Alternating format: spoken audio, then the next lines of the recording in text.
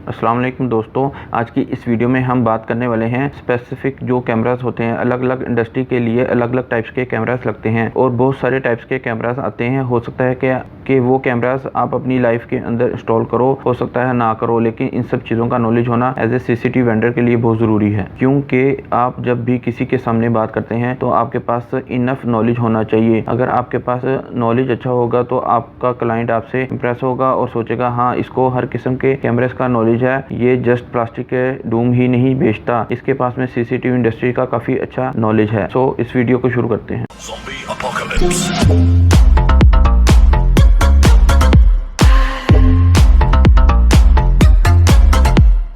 दोस्तों, सबसे पहले हमारे पास यहाँ पर निकल के आता है जो कॉमनली मोस्ट ऑफली सब लोग की डिमांड होती है कि हम रोड पर कहीं पर भी जब कैमरा लगाते हैं तो हमें नंबर प्लेट दिखनी चाहिए। गाड़ी की जो नंबर प्लेट है वो दिखनी चाहिए, वो चाहे रेजिडेंशियल हो या कमर्शियल हो, हर जगह ये डिमांड रहती है। तो दोस्तों, इसके लिए स्पेसिफिक कैमरास होते हैं। इन कैमरास को ANPR या फिर LPR कैमरास कहते हैं, यानी automatic number plate recognization ANPR कहलाता है और licence plate recognization camera LPR camera कहलाता है। दोनों में से आप कोई भी नाम ले सकते हैं। ये स्पेसिफिक कैमरास होते हैं। इन कैमरास का एक ही काम होता है, नंबर प्लेट को स्कैन करना और सेव करना। अब ये जो कैमरास हैं और हमारे रेगुलर जो IP कैमरास होते हैं, इन दोनों में डिफरेंस क्या है? रेगुलर IP कैमरास एक स्पेसिफिक ओवरऑल जो सिचुएशन होती है इसको रिकॉर्ड करने के लिए बनाए होते हैं। उसमें भी नंबर प्लेट दिखाई देती है, ऐसा नहीं है कि उसके अंदर हमें नंबर प्लेट दिखाई ना देती हो। अगर इन कैमरास की लोकेशन, लाइट की डायरेक्शन और हाइट अगर आप उस लेवल से सेट करें तो वहां पर भी आपको नंबर प्लेट मिल जाएगी। लेकिन ये जो कैमरास हैं इनके अंदर स्पेसिफिक्स ये होता है, तो इसका काम होता है जब इसको एक बार सेट कर दिया जाता है। ये बहुत कॉस्टली कैमरास होते हैं। ये आज की वीडियो में जितने भी कैमरास हैं ये कॉस्टली कैमरास हैं, नॉर्मल कैमरास नहीं है। अगर आप ये कैमरास लेते हैं तो ये कैमरा तकरीबन 80,000 के आसपास मिलेगा। ये अलग अलग ब्रांड के हिसाब से आते हैं। सो ये कैमरास नंबर प्लेट को स्कैन करता है, स्कैन करने के बाद इसका खुद का सॉफ्टवेयर होता है, इसके अंदर डाटा को सेव कर लेता है, उस स्नैप को और उसकी पर्टिकुलर वीडियो को। और जब भी आपको देखना हो कि ये गाड़ी कब आई थी और कितनी बार आई थी, आप उसके अंदर फिल्ट्रेशन भी कर सकते हैं। इस तरह के एडवांस लेवल के फीचर्स आपको ANPR कैमरास के अंदर मिलते हैं। इस वजह से ये कैमरास कॉस्टली होते हैं। ANPR कैमरास के सॉफ्टवेयर लाइसेंस बेस्ड सॉफ्टवेयर होते हैं। इन सॉफ्टवेयर के साथ एक डोंगल आती है जो एक USB की तरह दिखाई देती है। इसके अंदर सॉफ्टवेयर लाइसेंस की होती है, जिसके बगैर आप इन सॉफ्टवेयर को यूज नहीं कर सकते। ओके, दूसरे नंबर पर हम कैमरास की बात करें तो वो हमारे पास में आता है थर्मल कैमरा।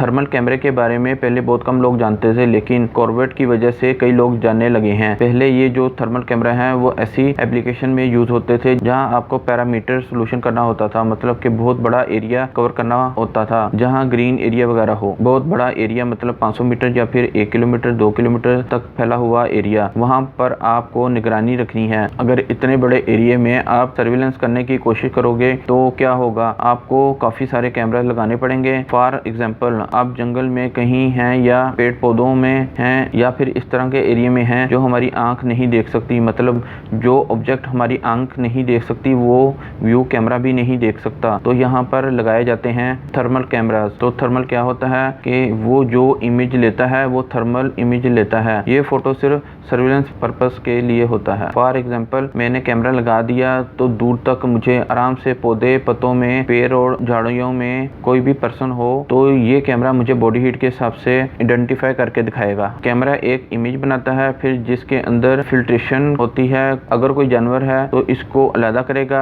अगर कोई व्हीकल है तो इसको अलग करेगा, और अगर कोई बॉडी हीट है तो इसको अलग कर देगा। आप जैसा भी इसमें फिल्ट्रेशन लगाना चाहें वैसा ही लगा सकते हैं और इससे पूरी ट्रैकिंग कर सकते हैं। अगर वो मूविंग ऑब्जेक्ट भी है, चलता हुआ भी जा रहा है, तो वो भी आपको पता लगता है कि वहां से आदमी चलता हुआ जा रहा है या फिर कोई एनिमल जा रहा है। इस तरह के कैमरा ज्यादातर मिलिट्री में इस्तेमाल किए जाते हैं या ज्यादातर ऑयल रिफाइनरी में भी इनका इस्तेमाल होता है। इनका यूज एयरपोर्ट और बॉर्डर्स पर भी किया जाता है। अभी जो थर्मल कैमराओं का ज्यादातर इस्तेमाल किया जा रहा है बॉडी हीट के लिए, कि आपको टेम्परेचर है कि नहीं, क्योंकि बहुत सारे लोग निकल रहे होते हैं। अब इन सब के ऊपर टेम्परेचर फिर गन लगाने से रहे, वो पॉसिबल नहीं होगा। तो एक थर्मल कैमरा लगा दिया जाता है। जब का कोविड शुरू हुआ है तो किसी भी मॉल में या बैंक में, ऑफिस में या फिर किसी फैक्ट्री में लोगों की एंट्रेंस पर थर्मल कैमरा लगा दिया जाता है और लोगों का टेम्परेचर चेक किया जाता है। लोग आते रहते हैं और थर्मल कैमरा इनको डिटेक्ट करता रहता है, किसी का टेम्परेचर कितना है और किसका टेम्परेचर कितना है, और सॉफ्टवेयर के अंदर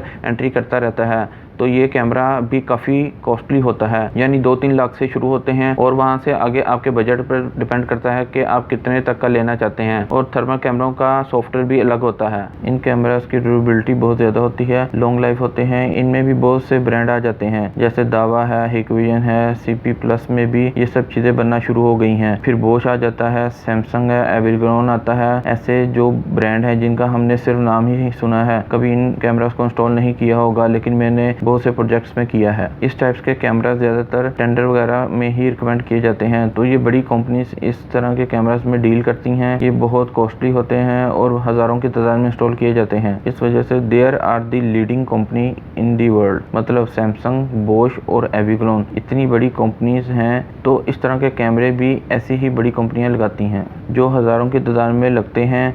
और भी बहुत सारे टाइप्स के कैमरास आते होंगे। फ़िलहाल मैंने जितनी टाइप्स के कैमरे इंस्टॉल किए हैं या फिर देखे हैं वो मैंने आपको इस वीडियो में बताए हैं। अगर कोई कैमरा बाकी रह गया है तो कमेंट सेक्शन आप लोगों के लिए है। कमेंट करके मुझे बताइएगा कि कौन सी टाइप्स का कैमरा इसमें रह गया है, तो आगे आने वाली वीडियो में मैं इसको ऐड कर लूँगा। अगर आपको मेरी ये वीडियो पसंद आई है तो वीडियो को लाइक करना ना भूलिएगा। मिलते हैं अगली वीडियो में कुछ इसी तरह की नई टेक्नोलॉजी, नई गैजेट्स और नई बातों को लेकर। तब तक आप लोगों का बहुत बहुत शुक्रिया मेरी इस वीडियो को देखने का।